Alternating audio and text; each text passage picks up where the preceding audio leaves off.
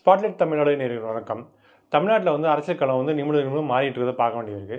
குறிப்பாக என்னென்னா, இது வரைக்கும் வந்து 100 தொகுதியில் வந்து கேட்டு ஏடிஎம்கே அலைன்ஸில் வந்து பாஜக வந்து இடத்த கேட்டு போட்டியிடுறதா வந்து முடிவு பண்ணியிருந்தாங்க. இப்போ என்ன பண்ணுறாங்கன்னா, போகிற பக்கம் பார்த்தா விஜய்க்கு இருக்கிற பெரிய பூமை பார்த்து ஏடிஎம்கே பாஜக அலைன்ஸ் வந்து ஜெல் ஆகாதுன்னு தெரிஞ்சுக்கிட்டு என்ன பண்ணிட்டாங்கன்னா, திமுக வீழ்த்த ஒரே அஸ்திரம் வந்து விஜய்க்கு வழியுறதாங்கிற ஒரு முடிவுக்கு வந்து பாஜக வந்துச்சு. இப்போ வந்து பாஜக அந்த பிளான் பண்ணி என்ன பண்ணாங்கன்னா, அவங்க வந்து கடைசி நேரத்தில் அந்த போட்டு அந்த அலையன்ஸ்லேருந்து விலகிக்கிறதாகவும், ஏடிஎம்கேவும் விஜயும் வந்து கூட்டணி அமைச்சு போட்டி போகிறதாகவும் ஒரு டாக் வந்து போயிட்டுருக்கு. இது வந்து கடைசி கட்டமாக இந்த பிளானை வந்து இம்ப்ளிமெண்ட் பண்ணுறதா வந்து பாஜக திட்டம் போட்டிருக்கு. சரி, பாஜக ஒரு தடவை வந்து விஜய் கூட வந்து இவ்வளோ அட்டாச்மெண்ட்டாக மறைமுகமாக ஹெல்ப் பண்ணுறாங்கன்னா, திமுக என்ன பண்ணுறாங்கன்னா, ஏடிஎம்கேவை வந்து அணியை வந்து வீக் பண்ணுறதுக்கு என்ன பண்ணுறாங்கன்னா, ஏன்னா விஜய் வந்து என்ன பண்ணுறாங்கன்னா, எங்கேயும் ஜெயிக்க முடியாது, ஒரு தொகுதி விஜய் தான் ஜெயிப்பார், பாக்கி யாரும் ஜெயிக்க மாட்டாங்கன்னு ஒரு திமுக வந்து பயங்கரமாக நம்பிக்கிட்டு இருக்காங்க. அவங்களுடைய கருத்துக்கள் இவ்வளோ அதான் சொல்லியிருக்கு. ஆனால் ஒரு தொகுதியில் 5000 ஓட்டு 10,000 ஓட்டு வாங்குறதுக்கான வாய்ப்பு இருக்குன்னு சொல்லி அதை ஒத்துக்கிறாங்க. அதே வழியில் இவங்க என்ன பண்ணுறாங்கன்னா, டிடிவி தினகரனையும் அப்புறம் வந்து ஓபிஎஸ்சியும் செங்கோட்டையன் வந்து என்ன பண்ணுறாங்கன்னா, விஜய் அலையன்ஸ் அனுப்பி விடலான்ருக்காங்க. அதோடு மட்டும் இல்லாமல், அதாவது இது வந்து செங்கோட்டையன் வந்து திமுக வந்து மீட் பண்ணியிருக்காரு, ஓபிஎஸ் வந்து திமுக வந்து மீட் பண்ணியிருக்காரு. இப்போ என்ன சொல்கிறாங்கன்னா, 2 பேரும் வந்து திமுக வந்து இணையத்துக்காக வந்தாங்க. ஆனால் என்ன பண்ணுறாங்கன்னா, நான் சேர்த்துக்கிட்ட நல்லா இருக்காது, அதனால் விஜய்கிட்ட போய் சேருங்க நான் அப்படின்னு சொல்லி இவங்க பெரிய அளவுக்கு விஜயை சேர்க்கறதுக்கான மூவ்மெண்ட்டை பண்ணிட்டு இருக்காங்க. அதாவது விஜய் கட்சியில் திமுக ஃபேவராக இருக்கிற இவர் இருக்காங்க. அதனால் அந்த ஒரு மூவ் வந்து திமுகவும் பண்ணுறதா சொல்லப்படுது. இதில் முக்கியமான விஷயம் என்னென்னா, இப்படி ஏடிஎம்கே வந்து வீக் பண்ணி ஏடிஎம்கே வந்து அந்த ஓபிஎஸ் அப்புறம் செங்கோட்டையன் வந்து அவர் வந்து கொங்கு மண்டலம் சேர்ந்தவர், அவர் அப்புறம் வந்து டிடிவி 3 பேர் சேர்க்க வச்சு முக்குளத்தூர் ஓட்டு அங்கே போய்டும், கவுண்டர் ஓட்டும் பாதிப்படையும். ஏற்கனவே அண்ணாமலை கொஞ்சம் பிச்சுட்டு போவார். ஆக இப்படியான ஒரு விஷயங்கள் என்ன பண்ணோம்னா, விஜய் பக்கம் கொஞ்சம் ஆட்களை சேர்த்து விட்டோம்னா ஏடிஎம்கே வந்து வீக் ஆகும். விஜய் கட்சியும் பெருசாக வராது, ஏடிஎம்கேவும் பெருசாக வர முடியாது. மிஞ்சி போனால் ஏடிஎம்கே வந்து ஒரு 10லேருந்து 20 தொகுதிகளை சுருக்கணும்னு சொல்லிட்டு என்ன பண்ணுறாங்கன்னா, திமுக இப்படியான மறைமுக வேலையும் பார்க்குறத வந்து அரசியல் நோக்கர்களுக்கு சொல்கிறாங்க. நமக்கு கடைசி கிடைத்த தகவல்னா, மேக்ஸிமம் இந்த மாதிரி ராஜதந்திர விஷயங்களை வந்து யாருன்னா செந்தில் பாலாஜி வந்து திட்டம் போட்டு கொடுக்குறதா சொல்லப்படுது.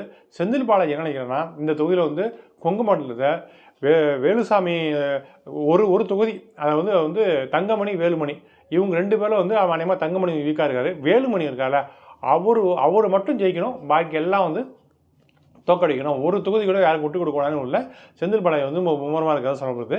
அது மட்டும் இல்லாமல் அதுக்கான வேலைகள்லாம் செஞ்சுட்டேன். இன்றைக்கி வந்து எங்கே பார்த்தாலும் தெருவுக்கு ரோடுக்கு ரோடு என்னென்னா பல நலத்திட்டங்கள் வச்சுட்டு காசு அள்ளி இறக்கிறாரு. இளைஞர்கள் நிறைய பேர் வந்து அந்த திருவிழா, கபடி விழா, கோவில் திருவிழான்னு சொல்லி எல்லாத்துக்கும் ஆர்கனைஸ் பண்ணி டோர் டு டோர் போயிட்டு எல்லா வேலையும் பண்ணுறாரு, பணத்தை அள்ளி இறக்கிறாரு.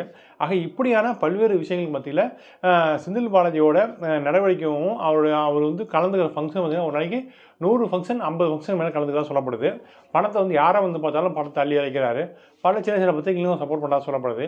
ஆக இந்த தடவை வந்து கொங்கு மண்டலத்தில் ஒரு தொகுதி கூட மிஸ் ஆகக்கூடாதுன்னு மும்முரம் வேலை பார்க்க சொல்லப்படுது. அப்படி நம்ம நிரூபிச்சிட்டோம்னா திமுகவில் நம்ம வந்து 2வது அல்லது 3வது கட்ட தலைவராக உருவாகிடலாம் அப்படிங்கிற எண்ணமும் அவருக்கு வந்து இருக்குது. அந்தளவுக்கு வந்து திமுகவில் ஒரு குடும்பத்தை வந்து நல்ல பேரக்கூடிய ஆளாக மாறிட்டார். அது மட்டும் இல்லாமல் கைது நடவடிக்கை பண்ணது வந்து திமுக மேலே ஒரு மிகப்பெரிய இறக்கத்தை உண்டு பண்ணிச்சு. கண்டிப்பாக வந்து இந்த எலெக்ஷன் முடியல வந்து செந்தில் பாலாஜி வந்து முக்கியமான இடத்துல வந்து அரசியலில் வந்து முக்கியமான இடத்த வந்து பிடிப்பார்.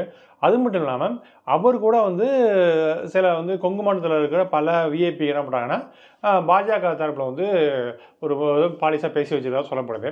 ஆக அவருக்கு வந்து எல்லா மட்டத்துலேருந்தும் மிகப்பெரிய ஆதரவு இருக்குது.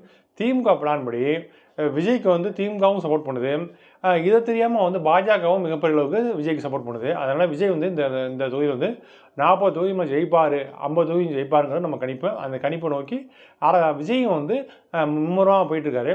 இப்போ விஜய் வந்து முக்கியமான அசரசை எடுத்து வீசுறதா இருக்கார். அது திமுக எப்படி எதிர்கொள்ள போகுதுன்னு தெரியல.